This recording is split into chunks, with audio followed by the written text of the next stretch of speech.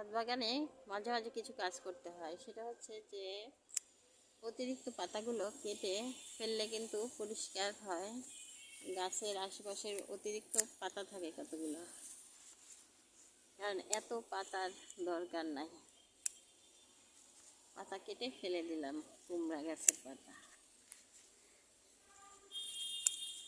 অতিরিক্ত পাতায় জঙ্গল হয়ে যায়, এতে খাবার বেশি খেয়ে ফেলে। এদিকে ঘুরায় ঘুরায় কেটে দিই।